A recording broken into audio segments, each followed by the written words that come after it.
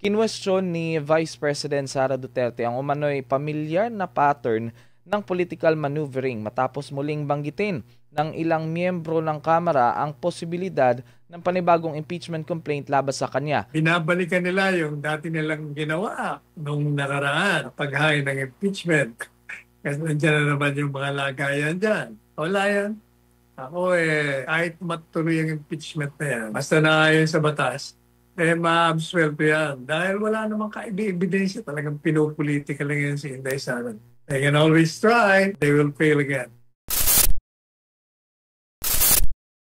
Kinwestiyon ni Vice President Sara Duterte ang umano'y pamilyar na pattern ng political maneuvering matapos muling banggitin ng ilang miyembro ng Kamara ang posibilidad ng panibagong impeachment complaint laban sa kanya na umano'y lumilitaw habang papalapit ang deliberasyon ng 2026 national budget. Alamin natin sa ulat ni Jason Rubrico.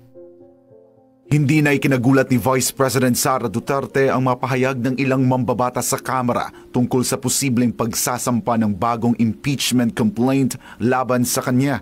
Giit niya, ang timing nito ay nagpapakita ng isang pattern na matagal na niyang napapansin tuwing may malalaking deliberasyon sa budget.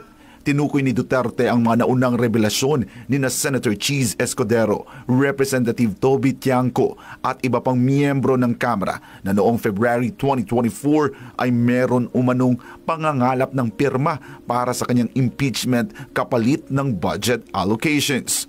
Ayon kay VP Sara, ang mapahayag na ito ang nagbunyag ng katotohanan na ang impeachment complaint laban sa kanya ay hindi talaga nakabatay sa prinsipyo kundi sa presyo.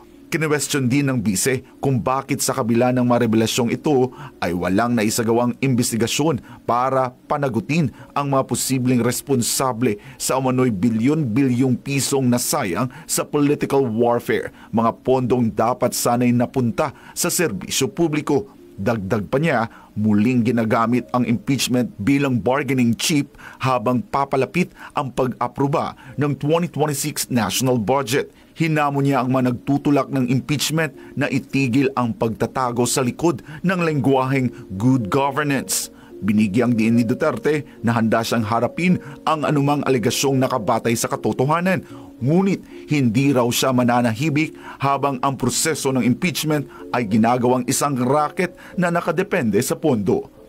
Para sa Diyos at sa Pilipinas kong mahal, ako si Jason Rubrico, SM9 News. Yan, Attorney Sala, magkakaroon na po ata ng panibagong impeachment complaint pag natapos itong deliberasyon ng budget sa 2026. Ano po ang masasabi ninyo sa payag ng Pangalawang Pangulo? Tama naman siya. Alam mo, ang ginagawa nila, parang binabalikan nila yung dati nilang ginawa nung nakaraan na paghain ng impeachment. Kasi nandiyan na naman yung mga lagayan dyan. Wala yan. Ako kahit matuloy yung impeachment na yan, basta naayon sa batas, ma-absuelto yan. Dahil wala namang ebidensya, talagang pinopolitika lang yan si Inday Sara. Yan ang katotohanan dyan. They can always try, but they will fail again. Ayan. Pero kung makikita po natin, Attorney Sal, wala na po sa posisyon si House Speaker Romualdez at saka yung mga dating nagsusulong kasi parang pinalitan din ng mga panibagong nasa Kamara ngayon, itong mga miyembro na makakaliwa.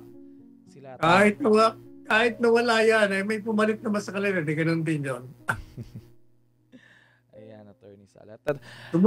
Sumusunod lahat yan sa kumpas ng boss. Ayan. At nasa taong bayan na po kung sino ang tinutukoy na boss dyan sa Kamara. Ito naman po, sa pahayag or sa issue naman po ng umano'y suhulan sa Army or sa AFP, Attorney Sal, nilinaw ng Department of National Defense na hindi suhol para sa kanila ang ibinigay na dagdag sahod ni Pangulong Ferdinand Marcos Jr. sa mga militar at uniform personnel nito. Anila, matagal nang dapat may dagdag sahod sa kanilang hanay. Si Paul Montibon para sa balita. Sa isang panayam, sinagot ni Defense spokesperson Arsenio Andolong ang nagtutulak ng ideyang isang suhol ng Pangulo ang pinirmahang dagdag sahod para sa mga sundalo at uniform personnel ng Armed Forces of the Philippines. Giit ng opisyal, dapat maintindihan ng marami ang napakahirap na trabaho ng mga sundalo para protektahan ang bansa at ang soberanya nito. Kaya huwag naman anya silang pag-isipan ang masama bagkus ipakita ang malasakit sa mga sundalo kasama na ang pagbibigay ng suporta sa mga ito. Sa katunayan pa anya, matagal nang overdue ang dagdag na sahod sa mga sundalo. 3 taon mula nang bigyan sila ng noon sa administrasyon pa ni dating Pangulong Rodrigo Duterte. Matatanda ang naging sentro ng kontrobersiya ang dagdag sahod na ito sa mga kasundaluhan at maging sa kapulisan dahil sa kaliwat ka ng protesta laban sa pamahalaan at mga napapaulat na kudita laban sa Marcos Jr. administration. At dahil sa nasabing dagdag sahod, maaring hindi na raw ituloy ang mga balak na pag-aaklas ng militar at pulis lalo na sa gitna ng isyu ng malawakang korupsyon sa bansa. Para sa Diyos at sa Pilipinas kung mahal, nag-uulat Paul Montebon, SMNI News. Ayan. Suhol kaya to, Attorney Sal, ano sa tingin niyo po? Sinabi ko na yan, di ba? Kahapon, kahit anong sabihin nila, masyadong obvious yan. At yung sinasabi nila na kailangan na magkaroon ng increase. Kaya increase lang 3 years ago, dinoble nga eh. Dinoble nga sahod eh. Kaya nga, di ba, one time, pinento ko rito, bakit hindi maingay ang mga koronel? Ang sabi sa amin, sa harap ni Presidente Duterte, kasi wala na kaming reason eh. Wala kaming reason. Nung panahon ng EDSA, First People Power, may reason sila kasi nga ang dami nilang reklamo sa sahod, sa gamit, kung ano-ano pa. Eh, nung dumating si Presidente Duterte, dinoble nga eh. Kaya wala na silang reason para mag-alsa o kumontra sa gobyerno.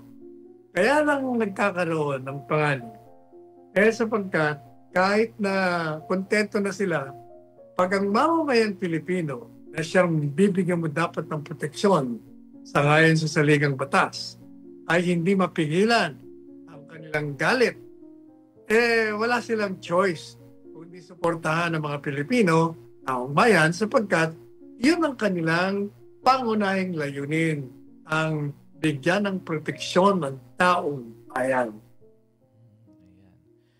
Naku, Attorney Sala, sana nga ay hindi yan, yung sa mga sumusulong niya na umano'y suhol. Naku, bahala na rin ng taong bayan ang maghusga. Ito naman po sa issue ng PhilHealth funds, Attorney Sal. Parang sabi po ng Senado ay kailangan ng transparency dahil matapos ang unanimous decision ng Korte Suprema na ibalik itong 60 billion peso fund ng PhilHealth na unang nailipat sa National Treasury. Itong panibagong panawagan naman ngayon ng ilang senador. Ipaliwanag daw ng Executive Department kung saan ito napunta. Alamin natin sa balitang ito ni Troy Gomez.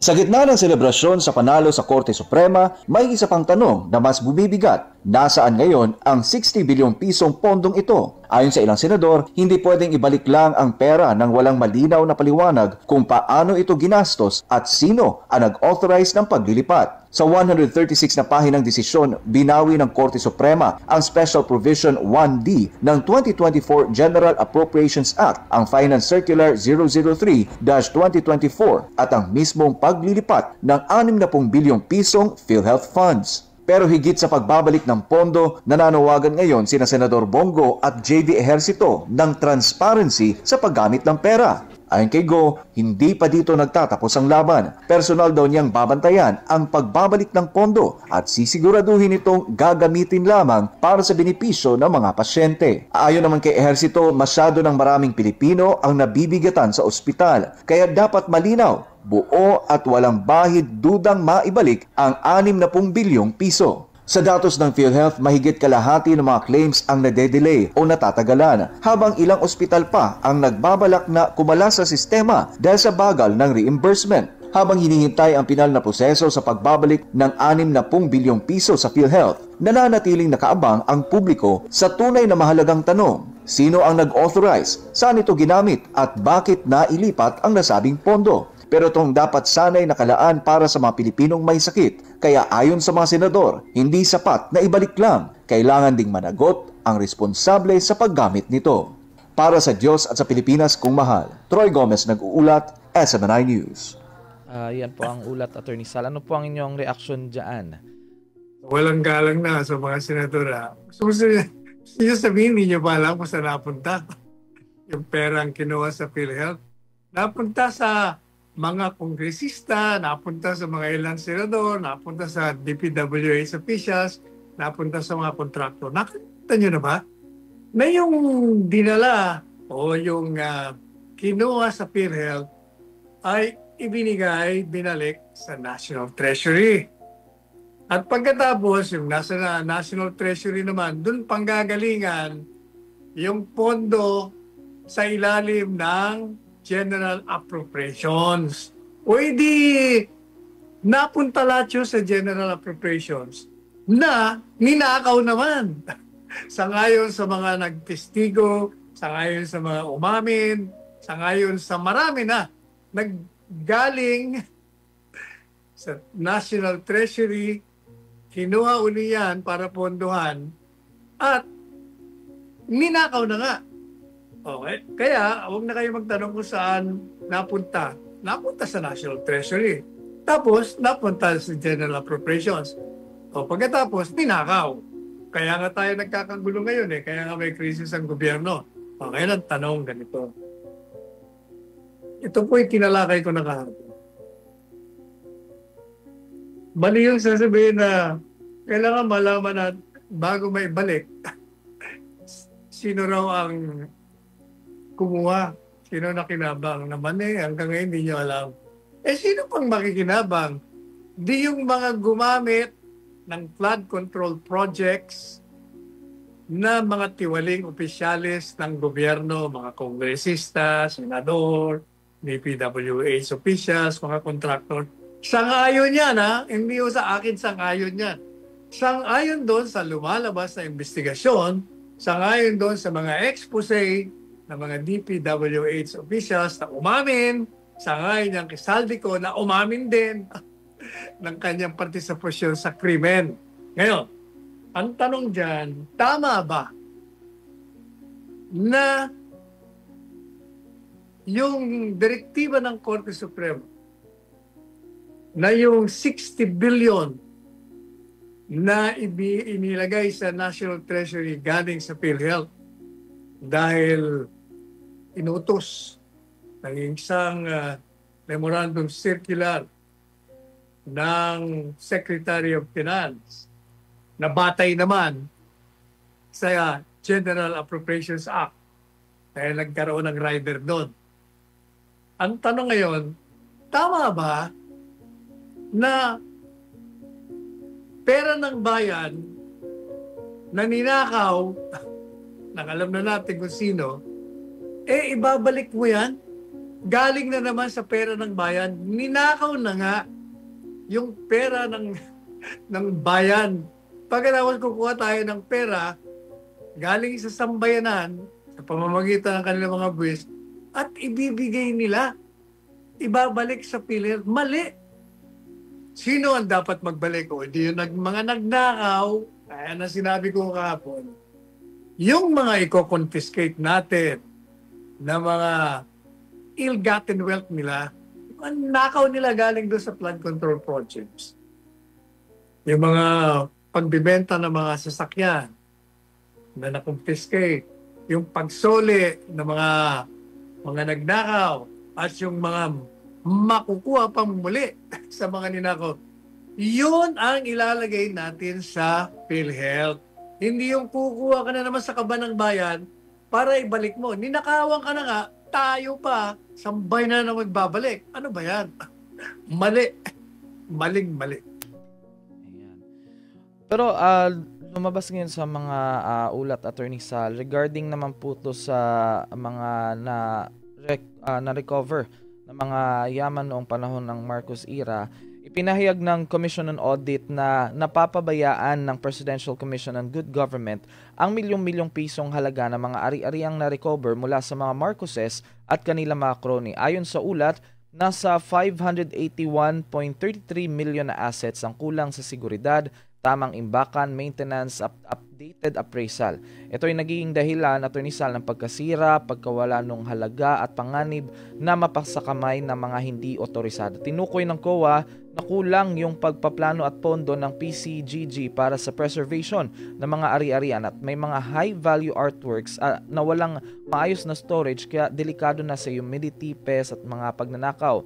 Hindi rin updated yung appraisal ng mga alahas at ilang mga properties at na may utang pang real property taxes na maaaring magdulot ng legal na problem or forfeiture. Dagdag pa rito, Attorney Sal, ipinaliwanag ng COA na ang maliit na budget ng PCGG na hindi lumalagpas sa 24 million pesos every year sa loob ng 4 na taon ay hindi sapat para mapangalagaan ang mga asset, lalo na't maaari sanang kumuha ng hanggang 10% mula sa proceeds ng bentang ari-arian. Dahil dito, na-delay yung disposisyon ng assets at nalulugi yung